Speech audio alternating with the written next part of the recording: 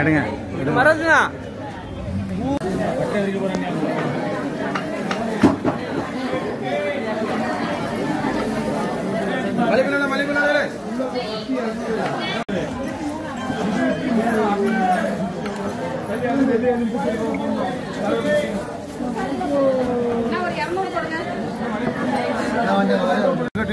ஆடி மாத கடைசி வேலையை முன்னிட்டு பூக்கள் விலை கிடுகிடுவென உயர்வு.